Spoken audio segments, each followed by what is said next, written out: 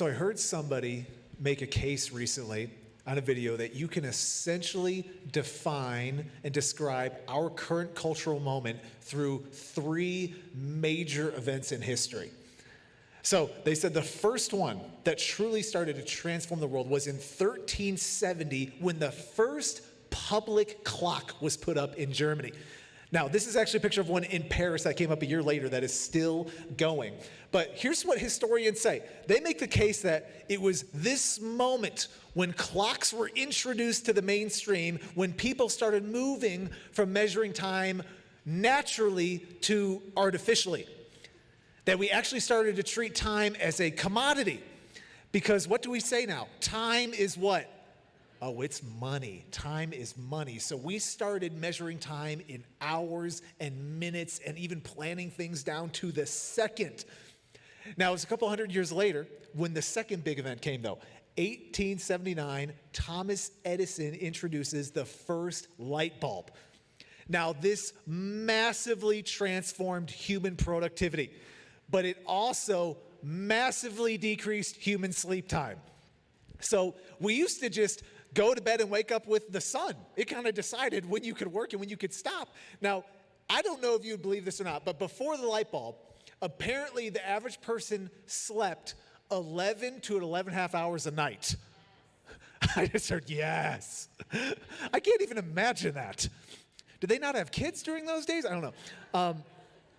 Now today, the typical person sleeps 6.8 hours a night. I don't know where you land in reference to that, but I guess researchers say that is about 40% less than what we really need to function optimally.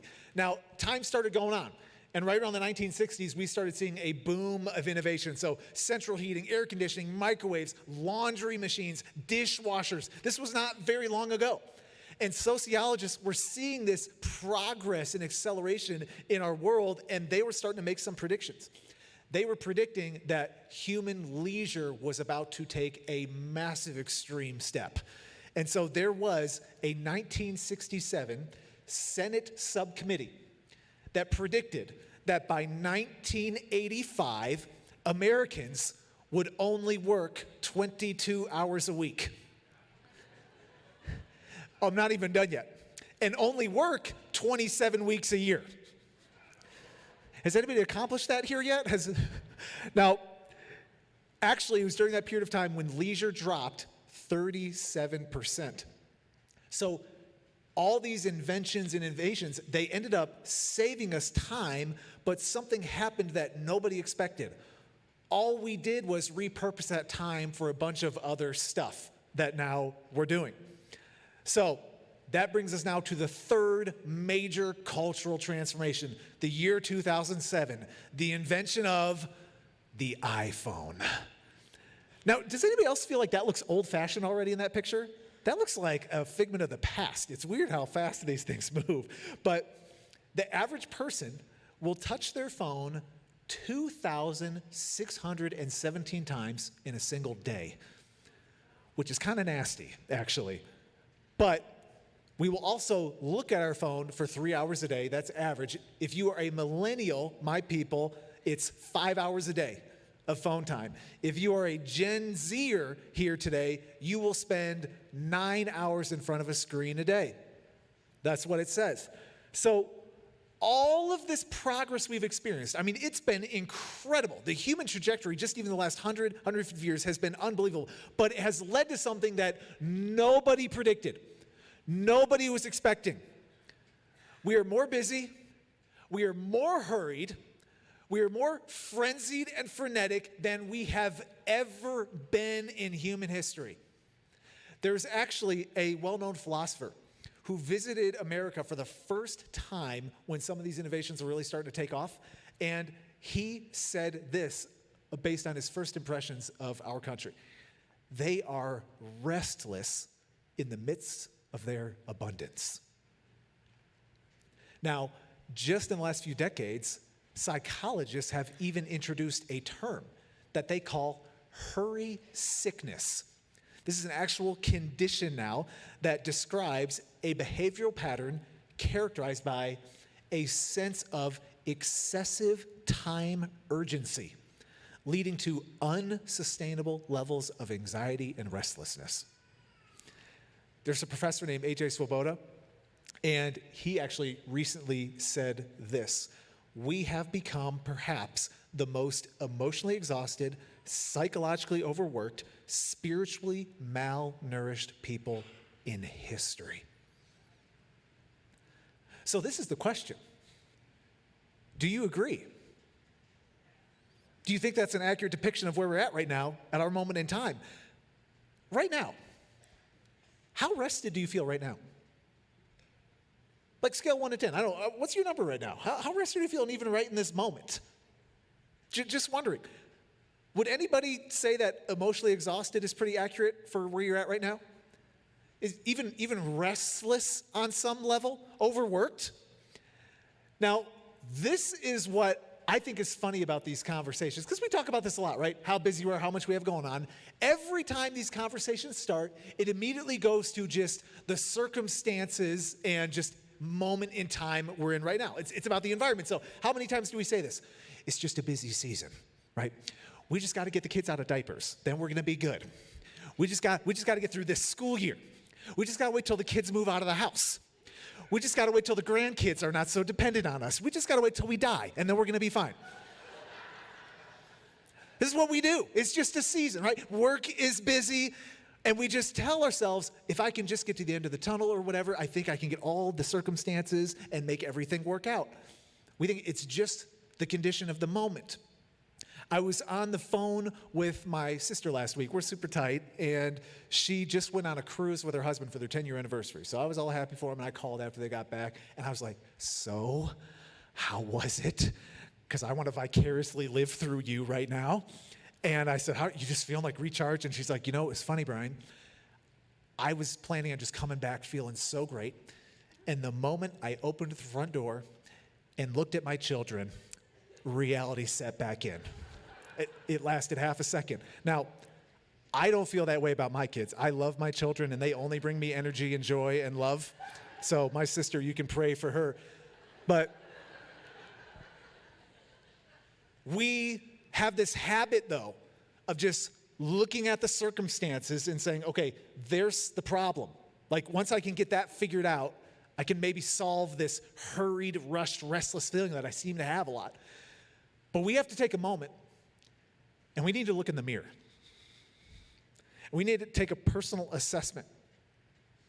John Ortberg is an author, pastor. He said this: hurry is not a symptom of a disordered schedule, but a disordered life. It's not our schedules. It's us. And we have a problem because we are facilitating lives that are depleting our souls. And we have to stop just managing symptoms, and we have to get to the root cause of the problem. And that is why today, everybody, we are starting a brand new series we are simply calling Pause. You are going to love this word by the end of the series, okay? I'm going to make us all love this word, pause. I actually believe we are at a crisis point when it comes to the sustainability of our souls in a world. We are absolutely at a critical moment in human history that is really going to determine which direction we go. And it's amazing because all of these tools and technology have transformed our lives. Think about it. It was only 150 years ago when we discovered the light bulb. And look how far we've come even then. It's changed everything. And yet, we have not been able to get free of just this restless, exhausted state that many of us experience just on a regular basis. So we can say all we want about the circumstances and the seasons of life we're in, but the truth is, we need to change. We have to change. We can't wait for the world around us to change, because if anything, it's just going to keep moving with the direction it's going and the trajectory it's on. So we need a personal transformation. And so in the coming weeks, we are going to talk about the cure for a ruthless, run-down, rushed, and restless soul. And I am actually really excited about this, everybody, because basically what I'm going to do is just preach these sermons to myself for about the next month and a half. You're welcome to join me, but I'm just going to talk to myself for a couple weeks. But Nicole and I truly have experienced some things that have been transformational for us to really, I believe, get to a place where we can experience real rest in our souls. And we are still going on that journey and learning this, but I'm really excited for what is going to happen in these coming weeks. But I do want to tell you, not every series is like this, but this first month or so especially, it's actually going to be progressive. And what I mean by that is every week is going to build off the previous one. And I know this is kind of a busy season where school's ending for some people and you might miss a week here or there, you're traveling. I get that. If you do miss, though, I would encourage you, try to keep up, because you will benefit so much more if you're able to go on this journey with us as we build into what God has for us. And this is why this is so important, everybody, especially if you're a Christian here. The state of your soul is everything. And it's one of the primary things that God is calling you to bring into this world. And if you don't have that worked out in your life, you are not really stepping into and living into what God really wants for your life. So this is so important for you to experience what we're going to be talking about here in these coming weeks. So today, we are ripping out the foundation. We're getting this thing down to the studs. We need a clean house right now for so many of us and just reset all of our expectations of what this looks like. So we're gonna set it all today and build off of this huge block right here. And this is the passage we're gonna be sitting in the whole time. Matthew 11, starting in verse 28, this is Jesus. Come to me, all you who are weary and burdened, and I will give you rest.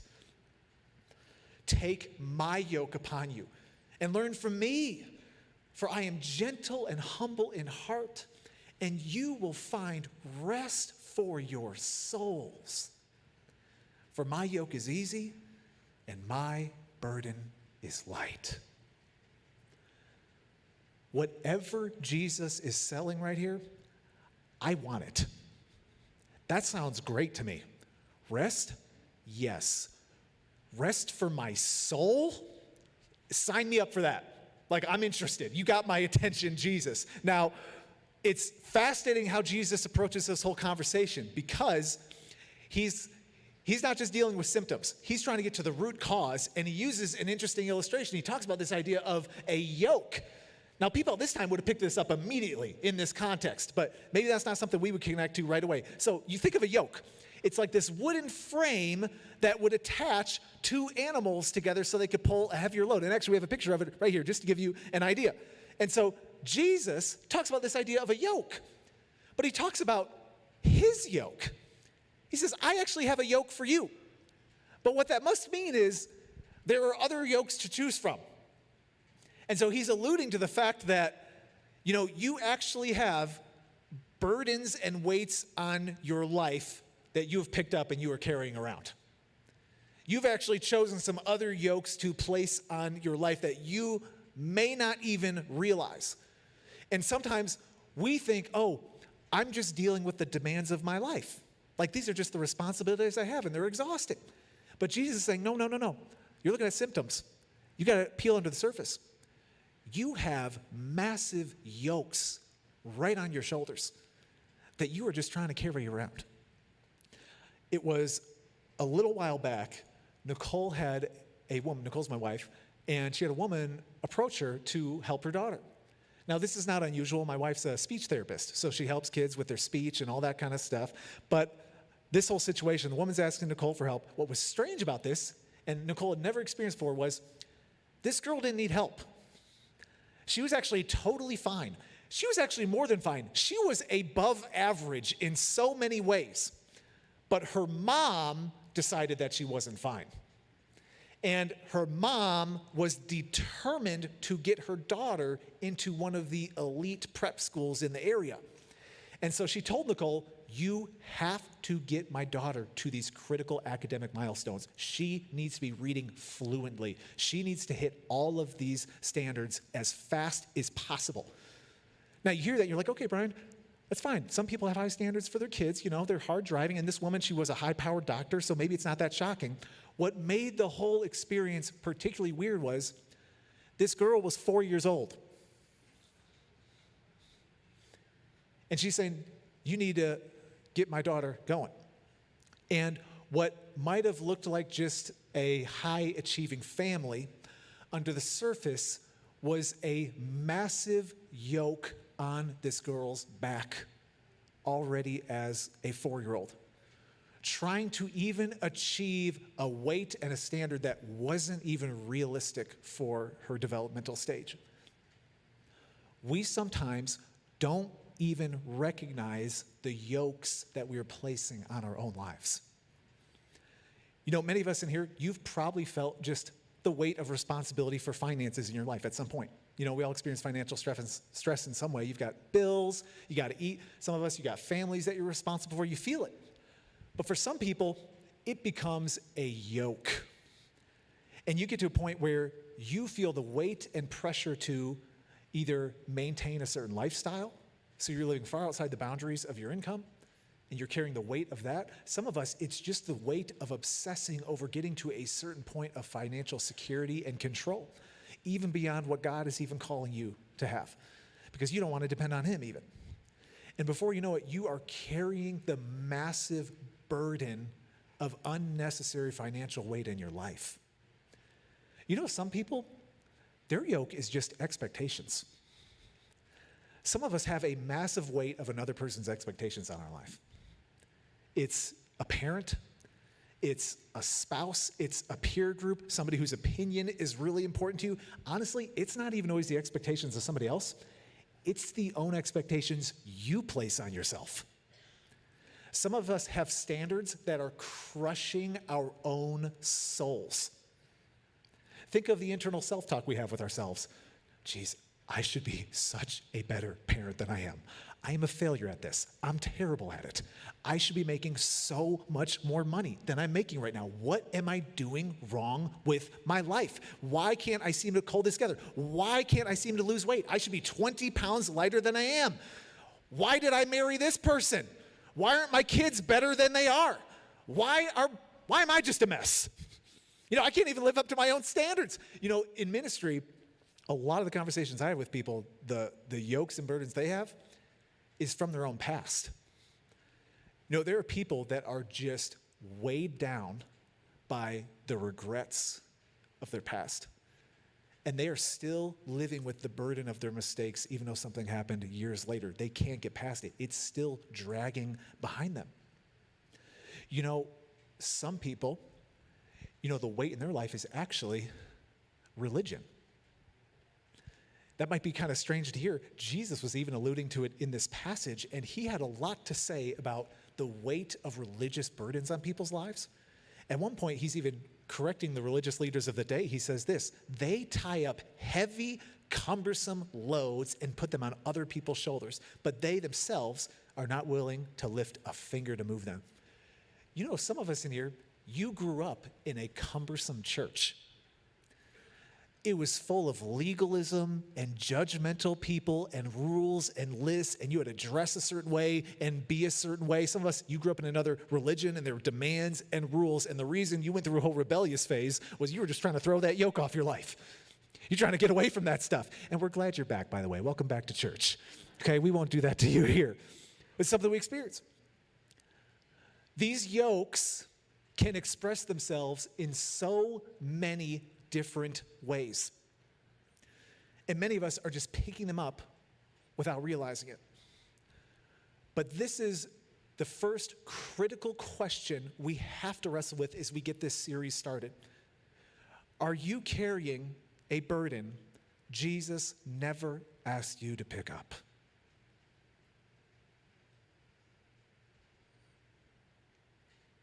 Have you put a yoke on your own life that Jesus never told you to lift? Are you carrying a weight that God never wanted for you? This is so difficult sometimes because on the surface, your life looks like just fulfilling responsibilities, just taking on the demands, just either trying to hustle, get through a season, but under the surface, there is a crushing weight bearing down on your soul that God never intended for you to carry in the first place. And this is why This kind of is complicated because if you insist on carrying a yoke that God never wanted for you, he's not going to help you carry it. He's like, I don't even want you to carry that. Why are you dragging that around? And you're like, no, this is mine, God. Don't touch my yoke. And he's like, okay, but you don't have to carry that thing. And so we walk around life lifting these heavy weights. And the thing is, as heavy as life gets, you have to find some way to sustain yourself, to get by. And none of the things you're carrying are giving you any rest. They are only bringing exhaustion. They're only wearing you down. So you have to find some way to get through it. And instead of rest, you know what we settle for? Relief. We don't actually get rest. We settle for relief. Now, I'm sure many people in here probably watched the Super Bowl from a couple months ago. Don't ask Brandon Freda about it. He's going to rub it in that the Chiefs won, and he's going to do all that stuff, so don't talk to him. But Patrick Mahomes is the quarterback of the Kansas City Chiefs. I'm sure many of you know. And right before halftime, you might remember, he took a fall. He got a tackle, and he was on the ground just feeling it. So, like, where's that picture at, Travis? Right there. So he was hurting. And everybody's like, oh, my goodness, what's going to happen to this guy? And then he's sitting on the sideline crying like a little baby, like, oh, I only make $50 million a year. Ouch. I'm not teasing. He's a great guy. But if you were paying attention, he came out in the second half. Everybody's wondering what's going to happen. But if you zoomed in on his ankle, you would notice something on his right ankle. It was just wrapped with a ridiculous amount of tape. Now, anybody who's played sports, or you may just know this, tape doesn't heal the injury. It doesn't solve the problem, but it helps you play through the pain. It helps you manage it and just dulls it down a little bit. Now, you know what Patrick Mahomes should have done after he had that fall? He should have stayed off that ankle immediately. Because you know what the worst thing you can do after having a serious sprain is? Play another half of professional football with a bunch of 300-pound guys tackling you. That's the last thing you want to do with a serious injury. But if you're making $50 million a year and you're playing the Super Bowl, you better believe we're about to tape your ankle and you're going to win this game for us, dude, all right? So this is exactly what we do with our souls. You see, we bear up under the weight of all these things in our lives, and we're getting spiritual sprains and injuries as we go on this journey. And instead of stopping to experience real rest and healing, we just wrap some tape around it. And we find a way to play through the pain. And we have all these words for it. We say, oh, I'm just taking some of the edge off. Or I just got to treat myself. TGIF. You know, I just need a day off, need a break. But what some of these things become are coping mechanisms for enduring the weight of responsibility of the burdens that we carry. We do this in a lot of different ways. So some of us in here, it's TV. Now, there's nothing wrong with TV. I like a good show from time to time, but how many of us in here know that moment you cross in from just enjoying a show to being in the rabbit's hole of TV binging? And before you know it, you're 4 hours deep into some show where they're seeing who can cook the best cupcake out of peanut butter, sand, and salt. And you're like, what am I doing with my life? This is ridiculous. You know that feeling. I'm sure many of us in here use social media. I think it's a great tool to connect with people, but you have that moment when you slip into just endless, mindless scrolling. And you find yourself just having this gross feeling after just wasting your life looking at other people faking their own lives. A week ago, I was on my phone. I started going down the social media rabbit hole. And my 5-year-old son comes up and he says, you know, Dad, that's really not good for you. You're spending too much screen time. So I put him in timeout for 4 days. He's still in there.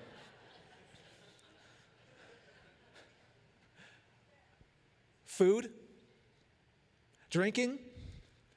How many of us here know that moment you're not even hungry, but somehow you have room for 7 cookies? And maybe you're not a sweets person, you're a salty person. You can down a whole bag of chips after dinner. It's a Tuesday night, and it's already been a long week, and you're like, you know what? I just got to take a little bit of the edge off. You know, my boss is driving me crazy, whatever. I just need a drink or 3.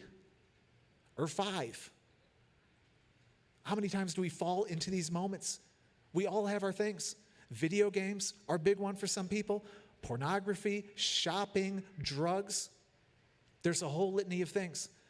But when you really dig down into it, what we are looking for is just a moment of relief from the weight of our lives. But what we do is we mistake entertainment and binging and distractions for rest. But what we are only doing is dulling the pain of our souls. And we're not experiencing any of the real healing that God has for us. So here's the second question as we set up this series. Are you looking for rest in the wrong places? Where do you go when you're weary? What do you run to when just the burden starts to get a little bit heavy? What's your thing? Is it really giving you rest? Or is it just numbing and dulling the weight and pain that you're experiencing in your life? This is where Jesus comes in. And he's basically saying, how's that going for you? How's that working? You feel rested? And he comes now, he says, I have an alternative. I have something I want for you. And this is his invitation. Come to me, and I will give you rest. Rest for your souls. Now, when Jesus talks about this idea of the soul, we could go down a whole rabbit trail with that, but essentially what he's talking about is the core of who you are. This is the source of your mind, your will, your emotions. This is what is integrating everything about who you are together. And this is where Jesus' offer is so much different from everything else, because we want rest from our circumstances. We think if I can just solve this problem, if I can get through this season, then I'm finally going to be able to take a breath and life is going to be easier. I just got to get all the details and demands figured out. But Jesus is saying, no. We got to get to the root. We have to get to the core of your issue. Tape is not going to fix this. You need spiritual surgery. And this is what Jesus is offering. He's saying, I want to give you a rest that transcends your circumstances. I want to give you a rest that will sustain you through every season of your life. Because if you really have a depleted, worn down soul, there really isn't any real circumstance or situation that's going to completely solve and heal it. There really isn't. But if you experience a true rested soul that Jesus offers, there are no amount of external factors that could ever take that away. So a few weeks ago, I got my first opportunity to go to Steamboat Springs to snowboard. And it was a great experience, except for the fact that I ran into a tree and busted my finger, and that's why it only bends this far right now. So that's great. Running into a tree, how stupid. So the other weird thing about Steamboat Springs, though, maybe you didn't know this, is it actually gets its name for the hot springs that are there. There's these natural hot springs that actually have steam come up out of them, and that's where the name comes from. It kind of looks like a Steamboat Springs deal right there. So one night, my friend and I decided to go try these things out. And what was so crazy about this experience is this is all natural. None of this is human-made. You go in, and this water is like the perfect temperature. It was incredible. And I remember just getting in there, and it was like the most relaxing, amazing experience I've had in a long time. But what made the whole thing trippy was this was the middle of the winter. There was feet of snow everywhere. It was snowing when we were there. It was like this freezing, frigid condition. And yet my friend and I are in this perfect little warm oasis in the middle of the frozen mountains. And this is what Jesus is talking about when he's trying to give this picture of rest for your soul. It is this deep sense of comfort and peace and fulfillment. It is this perfect equilibrium for the core of who you are. so that no matter how uncomfortable or frigid the environmental factors are around you, you are experiencing a perfect spiritual oasis from the inside out. That's what Jesus wants for you. He's like, I have a warm spot in the middle of that frigid place in your life. And it's one that is going to sustain you. This thing's natural. You don't have to force it yourself. That's rest for your soul, everybody. Now, Jesus says the only way you get this is through one condition. He says, you have to come to me. He's saying, I am the only one who can provide this for you. Now, why would that be the case? Why can't we just do whatever we want to do? Well, you see, Jesus made your soul. He's the only one who understands how this whole thing works. There's actually a theologian named Augustine. He said this: our heart is restless until it finds its rest in God. So we are not ultimately just talking about getting some more leisure time or turning the screens off, although we'll talk about some of that throughout this series. We're talking about something so much different. And this is where I have to stop some people, because some of you are hearing this sermon right now, and here's what you're thinking. Okay, Brian, tell me what it is. What are the 4 steps to a rested soul? Because I'm going to write them all down. I'm going to accomplish them by Tuesday. We're going to be good. We won't even need a series. Tell me, just give me the answer, Brian. How do I do this? Let's just fix this. That's what I want. Tell me. And I got to stop you type A people right now, because you're freaking out. That's just all you want me to do at this moment. This is a journey. Jesus is not trying to give you a list right now. This is not a whole litany of obligations that he's trying to give you. He's not trying to add weight to your life. And that's what I want to make sure I don't do for everybody here right now. Here's how you accomplish rest for your soul, because you're going to miss the whole point. Jesus is saying this is not an obligation. This is an invitation. I want you to come on a journey with me to experience something that you cannot produce yourself.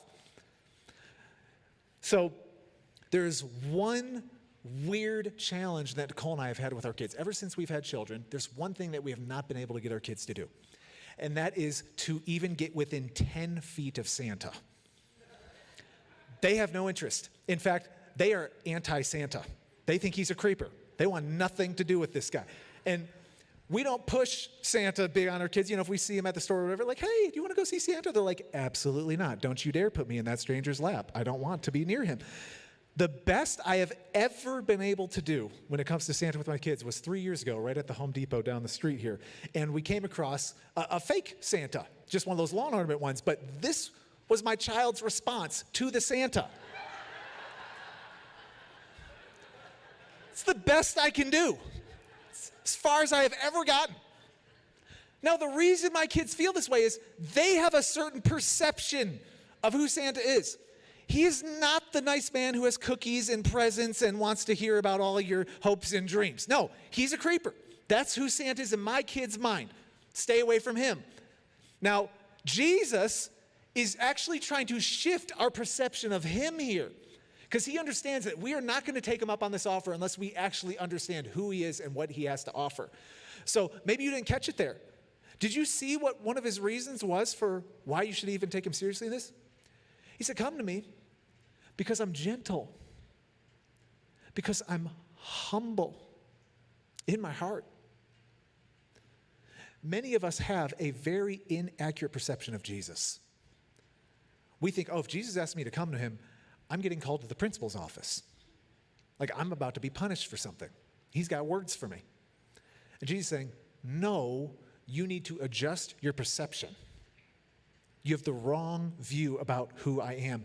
And we don't appreciate how profound it is that Jesus would use these words to describe himself. This was world-changing for him to use these words at this moment. Because on one level, for someone who's gentle, we sometimes think of that as weakness. Right? Oh, they're so gentle. That's not the same thing. Weakness means you don't have the strength to fulfill what is required. To be gentle, though, is you have all of the strength and power, but you choose to apply it appropriately given the situation. Jesus is saying, that's what I'm really like. But he also says, I'm humble. Now, the fact that God himself would use this word is so unbelievable, because what it means to be humble, it means to lower yourself, particularly below even other people. And at this moment in time, the Roman culture would never even consider humility to be a virtue to aspire to. That would be the ultimate shame. To be someone who was humbled, it would be horrible. It would be horrendous. It could ruin your life. You'd be an absolute failure. And people could never even fathom the idea of a person wanting to humble themselves, let alone God himself. And yet Jesus, you follow his life, and he starts hanging around kids when they weren't even valued in the culture, making time for them. He starts hanging out with the rejects of society. On the very night he is betrayed, when he knows he is facing certain death and is going to be nailed to a cross, he gets on his hands and knees and washes the feet of his disciples. This was an act only for the lowest slaves, and he was doing it to the very people he created, even the man who would betray him. Nicole just this last week for Easter did like this little Passover experience for like our kids, just to help them appreciate it. And at one of those moments, she was reenacting the night Jesus was betrayed, that Passover meal. And so she actually washed all of our feet, the kids and myself. And of course, I can't just let my wife do all of it, so I do the whole foot washing thing too, and I wash her feet. And she said, "Remember the last time you washed my feet?" I was like, "I've washed your feet before?" She's like, "Yeah, on our wedding night. You used to be so romantic." I don't even remember it. And here's what was trippy, though, about this foot washing thing. I know it's not something we do in our culture today, but there is something so vulnerable about putting yourself below another person and washing their feet. It's a very humbling experience. And it's something Jesus himself did. So he's saying, alter your perception of me. I am not coming to bring more weight to your life. I'm not trying to beat you down. I'm not trying to lay a massive burden on your life. He's saying, I want to take the weight off. I want to lift the burden. And he says, my yoke, what I have for you, it's easy. It's a light burden. This is the only place in the entire Bible that word easy is used. The only single time. And it's used to describe the weight that Jesus wants to put on your life. An easy one. Now, this is where we have to be careful. Some people think, yes, Jesus, make my life easier. Please just take away all of the hard stuff. Can you just fix all of my problems and the annoying people that are making my life hard? That's what I need you to do. And this is why you have to be careful, because we misunderstand it. Jesus is not promising an easy life. He is not promising to fix all of your circumstances and problems. You read the Bible, it should actually scare you just a little bit, because you notice that God actually isn't that interested in making your life very easy. Every time God comes into people's lives, he kind of complicates it a little bit. He's like, hey, Abraham, I know you're really comfortable right there, but how about we move you a couple thousand miles in this direction, and we just relocate you? Hey, Moses, I know the shepherd thing is working out, but how about you deliver a couple million people out of slavery? You're going to want to kill all of them. They're going to drive you nuts, but I need you to do this. Joshua, you see that enemy, just all those nations in there that are giants and want to kill you? Yeah, can you just start walking in that direction over there and do that? Hey, Mary, how about you give birth to a child in the first century? Can you imagine that experience, ladies? It's hard enough today. God doesn't call us to an easy life. He calls us to an easy yoke. Those are two very different things. Jesus is saying, I am offering you a way of life that no matter what your circumstances are, it will take the weight off. It will relieve the burden. You will experience a warm oasis in the middle of any conditions that you are facing. So actually, I want to invite the worship team out now. as we get ready to land the plane. And I want us to understand this opportunity. This is not just an offer Jesus was making to these people in this moment. This is an invitation he is making to you right now. He is saying, come to me. I have a way of doing life. I have a yoke for you that is going to take the burden off. This is going to give you rest for your weary soul. So really, are you willing to give Jesus' yoke a try? Are you willing to accept this invitation that he's putting out at the beginning of this series? Are you willing to see that he can actually give you rest for your soul? Now, I know there's probably a lot of questions. Because again, some of us are like, well, Brian, how does it work? What are the steps? Like, just give me the tools. Like, I still don't understand. Well, there's one key thing you have to understand if you're going to be able to go on this journey with Jesus. He said, my yoke. Now, we said at the top what a yoke was. It's this tool for how many animals? 2. Now, you'd think Jesus would say, I want to take all the yokes off your life. Like, let's remove all the barriers and you can be totally free. But no, he says, you need to take my yoke. You need to put this thing on. And you'd be thinking, well, no, Jesus, that's going to add more burden in my life. I don't need more yokes. I got enough of those. I need you to take them off. He's like, no, you don't understand. I am going to carry the yoke with you. Jesus is in the other spot.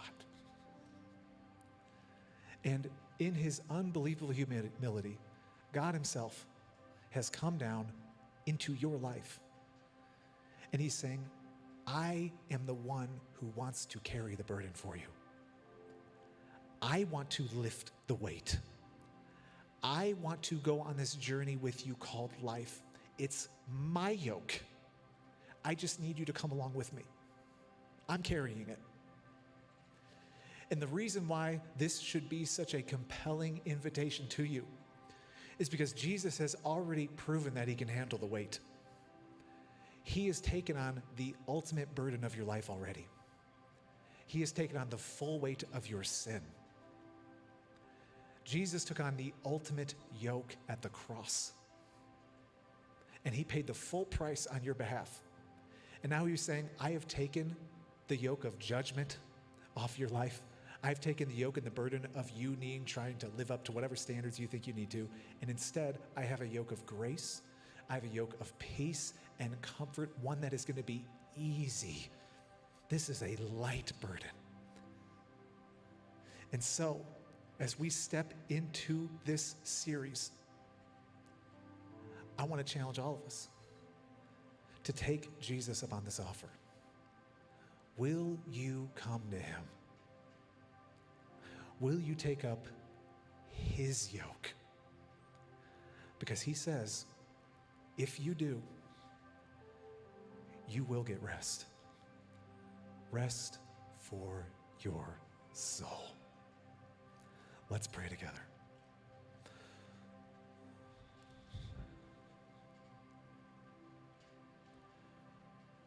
Lord, we just thank you right now that you are not a God of heavy burdens.